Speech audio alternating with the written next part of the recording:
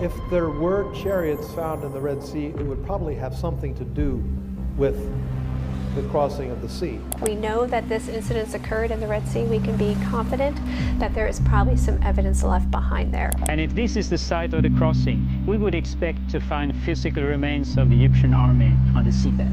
$10 million vanished into a covert mission nobody was supposed to know about. Ex-military divers, military-grade sonar, coordinates left by a man the entire scientific world had dismissed as a fraud. Late 2024, they descended into the Red Sea and found something that should have stopped the world. An entire Egyptian army lying on the seafloor, frozen in time. Hundreds of chariot wheels with the exact spoke patterns used by Pharaoh's elite forces. Horse skeletons still positioned as if they were harnessed when they died. Human bones tangled in the wreckage, and deep beneath the coral, the unmistakable glint of gold. This wasn't a shipwreck. This was a catastrophe, the kind of discovery that rewrites history books. But here's what nobody's talking about. When the findings were quietly shared with the world's top Egyptologists, they didn't celebrate, they didn't debate, they went completely silent. And when the team compared their high-definition sonar maps to documentation from 40 years ago, they saw something that made their blood run cold.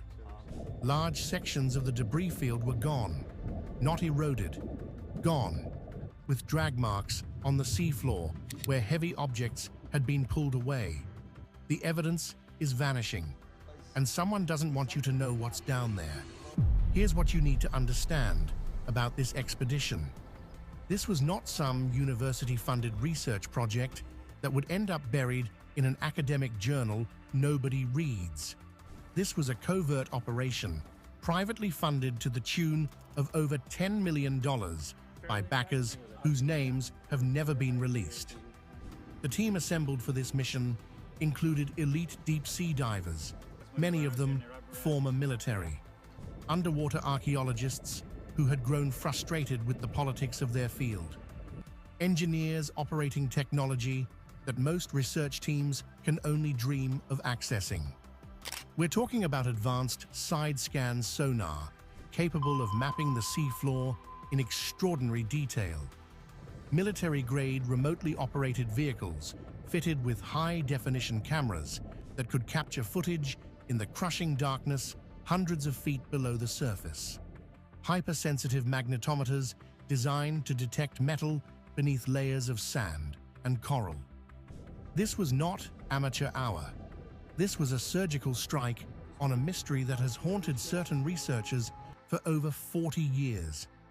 They began their search in the Gulf of Aqaba, that narrow finger of the Red Sea that separates the Sinai Peninsula from Saudi Arabia. And all these finds are spread out on a large area on the coasts of Saudi Arabia and Egypt. For days, the sonar pulsed into the deep, scanning grid after grid of the seafloor. And then the operator saw something that made him call everyone to the screen. Strange symmetrical anomalies, shapes that were not natural rock formations. They were round, they were precise, and most disturbingly, they were arranged in a long, linear trail stretching across the seafloor. The shapes looked exactly like wheels, hundreds of them. They deployed the ROV, sending that robotic eye down into water so dark and cold that human divers could only stay for minutes at a time. The submarine's lights cut through the gloom. At first, there was nothing but sand and stone. Then, emerging from the sediment like a ghost, they saw it. A perfectly round shape, completely encrusted in coral. It was unmistakably a wheel, an ancient spoked chariot wheel. As the ROV glided forward, another came into view, then another. The debris field stretched for nearly a mile and a half.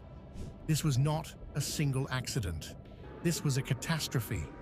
The divers had to go down themselves.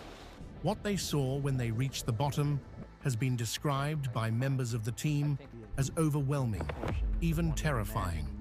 They were swimming through a war zone, frozen in time. I mean, about that long. Standing us in front of me, we cannot communicate in a way. The seafloor was littered with the remains of what appeared to be a fleeing or perhaps charging army. They documented wheels with 4 spokes, 6 spokes, and 8 spokes.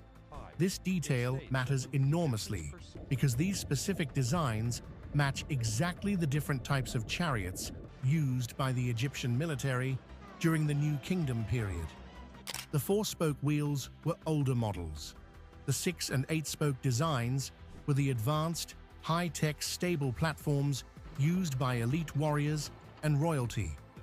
Finding all of them jumbled together in one place was like discovering a snapshot of the entire Egyptian chariot corps destroyed in a single moment.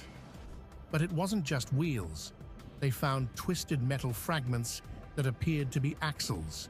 They found what looked like the rectangular remains of chariot cabs, now just piles of corroded bronze and petrified wood fused to the seafloor by centuries of relentless coral growth.